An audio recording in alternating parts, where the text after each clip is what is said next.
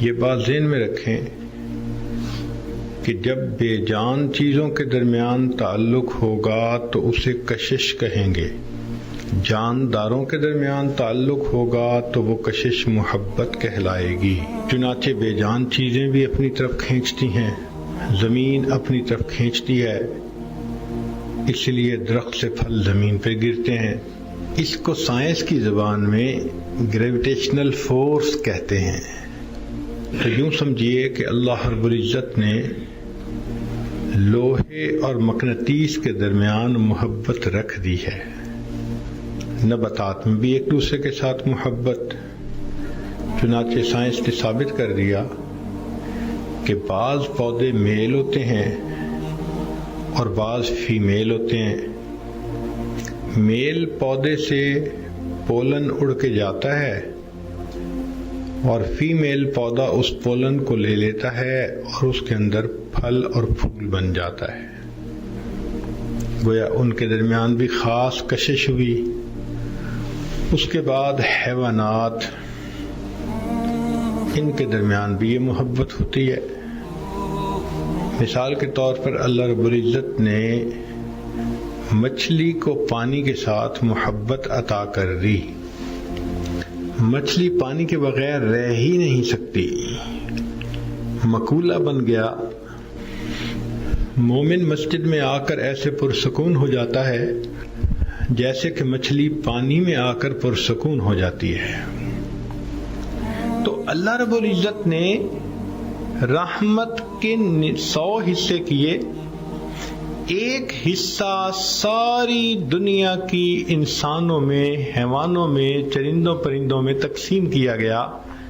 وہ ایک حصے کی وجہ سے ماں بیٹوں سے محبت کرتی ہے، بیٹیوں سے محبت کرتی ہے، میاں بیوی آپس میں محبت کرتے ہیں، بھائی بھائی سے محبت کرتے ہیں، ایک مومن دوسرے مومن سے محبت کرتا ہے۔ یہ مچھلیوں کی یہ سب محبتیں جتنی بھی مخلوق میں نظر آتی ہیں، یہ اس 1% محبت کے چھوٹے چھوٹے حصے ہیں جو اللہ نے بندوں میں تقسیم کر دیے۔ اب اگر تھوڑی سی محبت ماں کو ملی ہے تو ماں بچے کو دھوپ پہ کھڑا دیکھنا پسند نہیں کرتی، بچے کو گرمی لگے ماں پسند نہیں کرتی۔ تو سوچئے تو صحیح کہ جس پروردگار کے پاس 100 حصے رحمت کے موجود ہیں، حدیث پاک میں آتا ہے اللہ تعالیٰ قیامت کے دن ان 99 حصوں کا اظہار فرمائے گا۔ اس اللہ کو اپنے بندوں سے کتنی محبت ہوگی۔ اس لیے اگر کوئی بندہ گناہگاری کی زندگی گزارتا پھرے، گناہوں میں پڑا رہے، تو رب کریم چاہتے ہیں کہ میرا یہ بندہ میرے در سے دور نہ جائے، میرے در کی طرف واپس آ جائے۔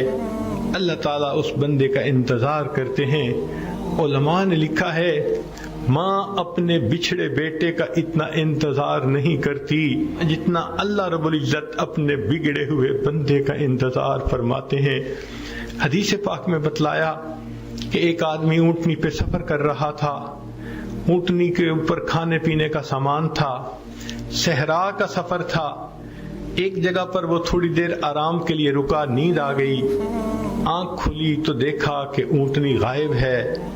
بڑی ڈھونڈنے کی کوشش کی، اونٹنی نہیں ملی، حتیٰ کہ اس کو یقین ہو گیا کہ اس صحرا کے اندر میں ایڑیاں رگڑ رگڑ کر مر جاؤں گا، ڈی ہائیڈریشن میری ہو جائے گی، نہ کھانے کی کوئی چیز ہے نہ پینے کی ہے، پیدل چل کے میں صحرا کو عبور کر نہیں سکتا۔ اب اسی غم اور پریشانی میں اس کی جو آنکھ تھوڑی دیر کے لیے لگی تو اس نے جب آنکھ کھولی دیکھا کہ وہ اونٹنی اپنے ساز و سامان کے ساتھ کھڑی ہے، تو خوشی میں اس کی زبان سے یہ لفظ نکلے، اللہ میں تیرا اللہ، تو میرا بندہ۔ حدیث پاک میں آتا ہے کہ خوشی اتنی تھی کہ وہ الٹی بات کر گیا، کہنا چاہتا تھا تو میرا اللہ، میں تیرا بندہ۔ تو نبی علیہ السلام نے فرمایا کہ جس طرح اس بندے کو اونٹنی کے ملنے پہ اتنی خوشی ملی، جب کوئی بندہ گناہ سے توبہ کرتا ہے اللہ رب العزت اس بندے سے اس سے بھی زیادہ خوش ہوتے ہیں۔ تو آج کی اس مجلس میں ہمیں چاہیے ہم نے جتنے بھی گناہ کیے ہم اللہ رب العزت کے دروازے پہ آ جائیں اور اللہ سے اپنے گناہوں کی معافی مانگ لیں. پروردگار خوش ہو کر معاف فرما دیتے ہیں. کوئی نہیں جانتا زندگی کی مہلت کتنی باقی ہے، حالات کیسے ہوں گے. لہذا آج کے اس وقت کو غنیمت سمجھ لیجئے، روٹھے ہوئے رب کو منا لیجئے. اے پروردگار عالم، بہت خطائیں ہوئیں، بہت گناہ ہوئے. اللہ ہم نے آپ کے حکم کو توڑا، آپ کے حبیب صلی اللہ علیہ وسلم کی سنتوں سے منہ موڑا، ہم بھولے رہے. آج اس بات کا احساس ہوا. اللہ آپ کے دروازے پر آئے بیٹھے ہیں. اللہ ہمیں خالی نہ لوٹا دینا. میرے مولا ہمیں عزتوں کی زندگی عطا کر دینا اور آئندہ اپنے مقبول بندوں کی فہرست میں شامل فرما لینا اور قیامت کے دن سرخروئی کی زندگی نصیب فرما دینا.